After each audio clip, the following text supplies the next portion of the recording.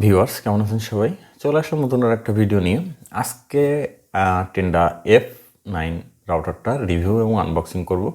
Configuration কীভাবে করতে হয় সেটাও থাকবে।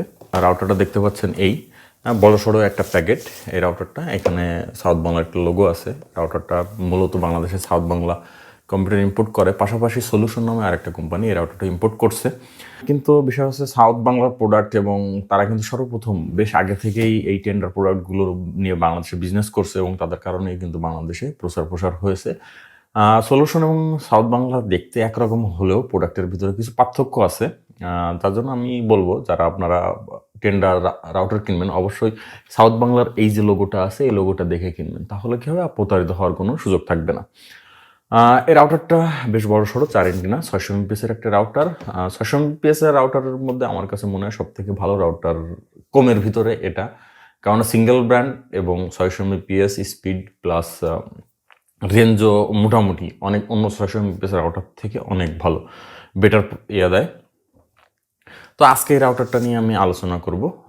আলোচনার ভিতরে রাউটারের কনফিগারেশন, রাউটারের সুবিধা অসুবিধাগুলো কী কী সব কিছুই থাকবে। তো দেখতে থাকুন শেষ পর্যন্ত। তার আগে বলুন, আপনি যদি আমার চ্যানেলে নতুন দর্শক হয়ে থাকেন তাহলে অবশ্যই চ্যানেলটি সাবস্ক্রাইব করে নিন, আর যদি অলরেডি করে থাকেন অসংখ্য ধন্যবাদ। টেন্ডা F9 রাউটারটা সাউথ বাংলা কম্পিউটার বাংলাদেশে ইম্পোর্ট করে থাকে। টেন্ডার অথরাইজড ডিস্ট্রিবিউটার বা ডিলার যদি বলি তাহলে আমরা সাউথ বাংলাকেই বলতে পারি। সার্ভিস সাপোর্টের দিক থেকে তারা সব সময় এগিয়ে। রাউটারটার প্যাকেটের বাইরেটা হচ্ছে এই, আর এটা সবচেয়ে বড় সুবিধা 600 MPS এবং লং রেঞ্জ। এই রাউটারটা কিন্তু অনেক হ্যাভি রেঞ্জ পায়। এখানে দেখেন 6 dBi antenna, 600 MPS super fast experience আছে, অ্যাপস দ্বারা কন্ট্রোল করা যায় এটা, 4 অ্যান্টিনা যেহেতু। আর এখানে কিন্তু এর ফ্রিকোয়েন্সির একটা দেওয়া আছে যে 300 MPS কী পায়, 600 MPS কী পায়। হ্যাঁ, এটা এখানে দেওয়া আছে। ওয়াল কিলার মানে ওয়াল ভেদ করতে পারবে। 3টা ল্যান, একটা ওয়ান পোর্ট আছে। আমরা রাউটারটা যখন আনবক্সিং করবো তখন দেখব। তো চলুন কথা না বলে রাউটারটা আনবক্সিং করি, দেখি আমরা রাউটারটা প্যাকেটের ভিতরে কী কী পাই।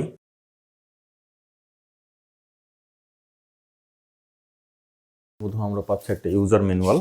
এখানে রাউটারটার কনফিগারেশন, রাউটার বিস্তারিত এখানে পাবো। রাউটারটা এরকম থাকে। এখন আমরা রাউটারটাকে একপাশে রাখলাম। এরপর আছে একটা ইথারনেট কেবল, মোটামুটি মানের ইথারনেট কেবল। যদি আপনি ভালো পারফরমেন্স চান এই ইথারনেট কেবলটা বাদ দিয়ে আলাদা একটা ক্যাট 5 বা ক্যাট 6 দিয়ে কেবল তৈরি করে নেবেন। আর 9 ভোল্টের একটা অ্যাডাপ্টার। তো এবার রাউটার সম্পর্কে একটু কথা বলি। রাউটারটায় 4 অ্যান্টেনা দেখতে পাচ্ছেন।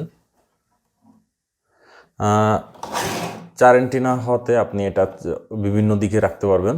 এদিক থেকে যদি বলি, এখানে আপনার একটা ওয়ান পোর্ট, 3টা ল্যান পোর্ট আছে, একটা রিসেট বাটন আছে, আর একটা আছে ওয়াইফাইয়ের WPS বাটন আছে। এটা হচ্ছে পাওয়ারের পোর্ট, যেখানে আমরা পাওয়ার ইন করব। আর রাউটারের পিছনে এখানে ম্যাক নাম্বার এবং রাউটারের যে কনফিগারেশনের জন্য যে আইপিটা লাগবে সেটা এখানে দেওয়া আছে। এই যে tenda.wifi.com, এখানে ঢুকে রাউটারটা আমরা কনফিগার করব। তো রাউটারটার এখানে আপনার system wifi 1 2 3 LAN port 1 WPS মোডের লাইট আছে। এই হচ্ছে রাউটারটার গঠন আর কি। রাউটারটা মোটামুটি ওয়েট আছে এবং যথেষ্ট বড় দেখা যাচ্ছে, যথেষ্ট বড় রাউটারটা। এভারেজ আপনার 5000 স্কোয়ার ফিটের এক ফ্লোর খুব ভালোভাবে কভারেজ দিবে। এই রাউটারটা অসুবিধা বলতে আমি কিছু অসুবিধা পেয়েছি। যদি আপনি ব্লক লিস্ট করেন তখন পারফরমেন্স কিছুটা খারাপ হয়ে যায়, কিন্তু যদি ব্লক লিস্ট না করেন, ব্লক না করেন বা লিমিট না করেন, সেক্ষেত্রে কী হয়, পারফরমেন্স খুবই ভালো দেয়। অনায়াসে 20 জন এই রাউটারটাতে কানেক্ট করে ইন্টারনেট চালাতে পারবে, কোনো সব রকম সমস্যা হবে না, যেহেতু লং রেঞ্জ এবং 600 MPS পর্যন্ত ক্যাপাসিটি আছে।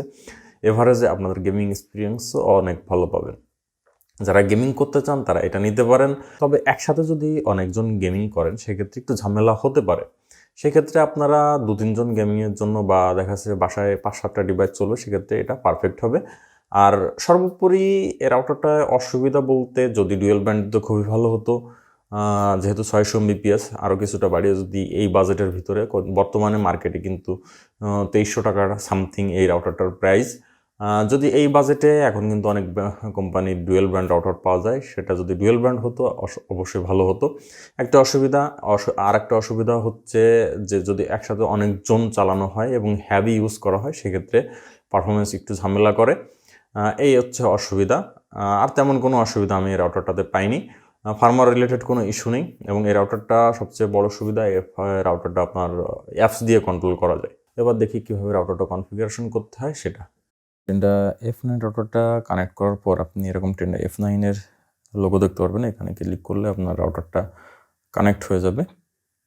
রাউটার কানেক্ট হয়ে গেলে রাউটারের আইপি যদি আপনি জানেন তাহলে আপনি সরাসরি আইপিতে ক্লিক করে রাউটারটিতে ঢুকে রাউটারটা কনফিগারেশন করতে পারবেন। আর যদি না থাকে সেটিংসে ক্লিক করে ম্যানেজ রাউটারে ক্লিক করবেন, সরাসরি রাউটারের ভিতরে ঢুকিয়ে নিয়ে যাবে। এখানে আপনি যে কানেক্টিভিটি দিতে চান সেটা এখানে দিবেন। সাধারণত আমরা পিপিওই,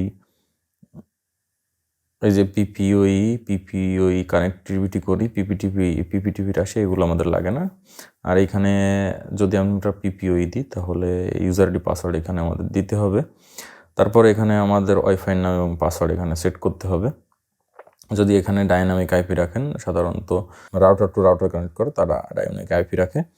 এটা আমি এখান থেকে ওকে দিলে আমার রাউটার সেভ হয়ে যাবে।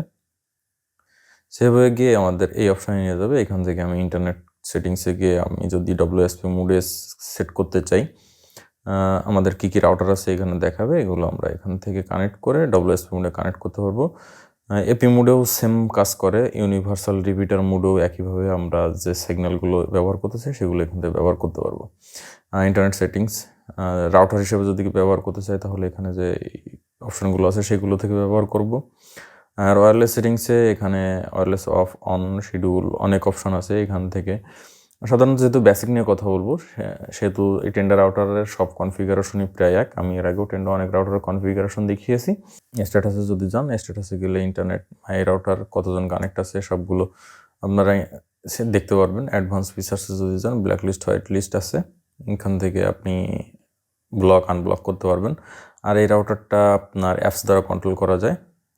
টেন্ডা ওয়াইফাই যে অ্যাপসটা আছে এই অ্যাপস দিয়ে আপনি এই রাউটারটা কন্ট্রোল করতে পারবেন বা এই রাউটারটা কনফিগারেশনও করতে পারবেন।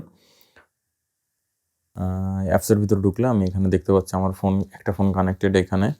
আর স্টোরেজ, যদি আমি স্টোরেজের একটা অপশান আছে, ইন্টারনেট ইনফো, এখানে কি আছে না আছে সেটা এখানে সবটাই দেখতে পারবেন। রিবুট, ট্রান্সমিট পাওয়ার, এখানে পাওয়ার কি আছে না আছে যদি এখানে কমানো বাড়ানো করতে পারবেন। হাই দিয়ে সেভ দিয়ে দিলে হবে। ওয়াইফাই শিডিউল যদি করতে চান, শিডিউল দিয়ে এখানে আপনি কখন থেকে কয়টা পর্যন্ত আপনি রাউটারটা চালাতে চাচ্ছেন সেটা এখানে সেট করে দিতে পারবেন। অ্যাপস দিয়ে আসলে অনেক অ্যাডভান্স ফিচার্স আছে, আর রাউটারটা আরও অনেক ফিচার্স আছে। আপনারা এখান থেকে যদি আপনি সিকিউরিটি চেকে যান, সিকিউরিটি চেকে গেলে সবগুলোই দেখতে পারবেন কি অপশানে আছে না আছে চেক করবে চেক করে আপনাকে রিপোর্ট দিবে। এখানে মোর অপশানে আছে system upgrade, black list, log in password, internet সেটিংসে এই যে এখান থেকে সহজে ইন্টারনেট সেটিং করতে পারবেন। পিপিই আছে, ডিএসসিপি আছে, স্ট্যাটিক আইপি আছে। এখান থেকে রিসেট দিলে আপনার এটা রিসেট হয়ে যাবে। টেন্ডা F9 রাউটার নিয়ে এটাই ছিল আমার ভিডিও যদি ভালো লেগে থাকে তাহলে অবশ্যই চ্যানেলটি সাবস্ক্রাইব করে বেল আইকনটি বাজিয়ে পাশে থাকবেন, যাতে করে আমার পরবর্তী যে কোনো আপডেট সবার আগে পান। আমি চেষ্টা করব পর্যায়ক্রমে বিভিন্ন ধাপে ধাপে রাউটার বা নেটওয়ার্কিং প্রোডাক্ট সমূহ নিয়ে আপনার সামনে আলোচনা করার জন্য, যাতে আপনারা প্রোডাক্টের সম্পর্কে ভালো একটা গাইডলাইন পান এবং ইউজ করার ক্ষেত্রেও আপনাদের ক্ষেত্রে সুবিধা হয়, এবং সাথে সাথে দামগুলো আমি আপনাদেরকে জানিয়ে দেওয়ার চেষ্টা করব। তো আজ এ পর্যন্তই, দেখা হবে পরবর্তী কোনো এক ভিডিওতে। আল্লাহ হাফেজ।